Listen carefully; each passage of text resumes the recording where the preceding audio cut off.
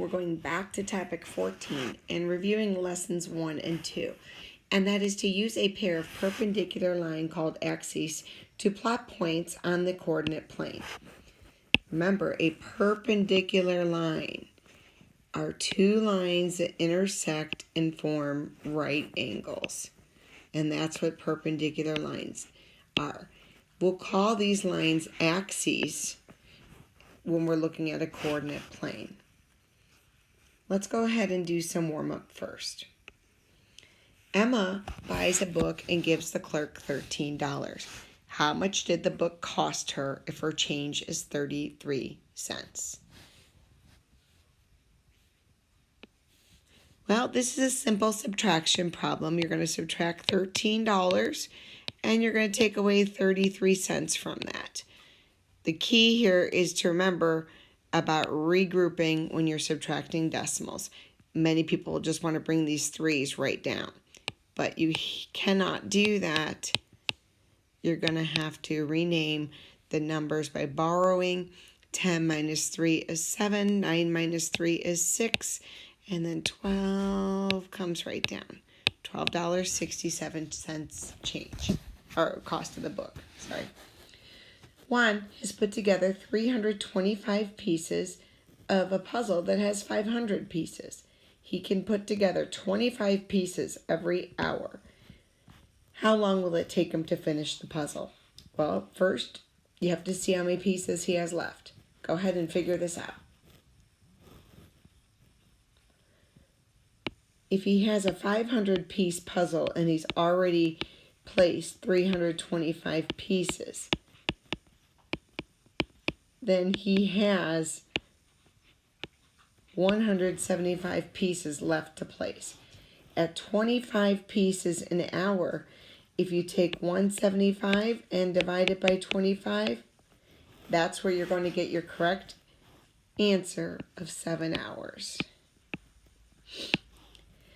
Clyde bought 4 CDs on sale at $1 off each CD. The regular price for each CD was $12. Which expression describes the final amount he should pay? Which expression tells you the price of the CD on sale and then shows you that he bought 4 of them? That's right. D is your correct answer. Good job. This is a coordinate grid, and I've marked up this page a little bit. Some terms that you're going to need to know as you solve coordinate grids. You have something called the x-axis, your origin, which is the starting place, your y-axis, and your quadrants. And notice I have that word quad highlighted there. So the x-axis and the y-axis are these two dark lines here on your graph. These graphs are the lines that intersect at perpendicular points to create 4 spaces. In 5th grade, we work in this one box here, one of 4 boxes that are formed by the 2 intersecting perpendicular lines. Each box here is called a quadrant. And a quadrant implies that there's exactly 4. That's why I have quad. So we're working in this first quadrant only here in 5th grade. The axis that goes left to right. The axis that goes left to right is our x-axis. X to flex. Remember, if you put your arms up to flex your muscles, you would flex and have the X there. Where your y-axis goes to the sky. Y goes up and down. We call them X and Y because we write our coordinates in the manner that the first number goes along your left to right axis and the second number goes up and down the axis. Origin is your starting point, and whenever you're plotting a point on your grid, you always, no matter what your x coordinate is, you always start right here in the middle. That's your point of origin. That's where you're going to start counting your positive numbers, or later on in school you'll go to your negative numbers. But those are the parts to your coordinate grid or coordinate plane. Let's look at this one.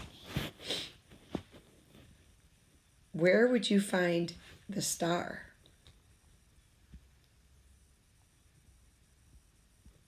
Where would you find the diamond?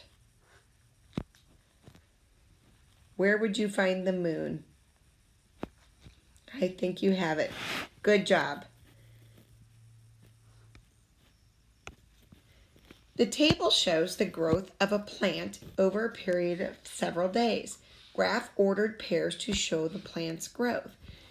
So if we're going to graph ordered pairs here, we're going to need to set up a table. And an ordered pair is a set of coordinates that has an x coordinate and a y coordinate. So I'm going to look at my data graph and decide I'm going to have my time that's marked in days be my x coordinate. And I'm going to have my height, which is measured in centimeters, be my y coordinate. And I will put the corresponding data on my chart. So in day 1, my height is 4 centimeters. My ordered pair for that would be 1, 4. What's another ordered pair that you could find using this data?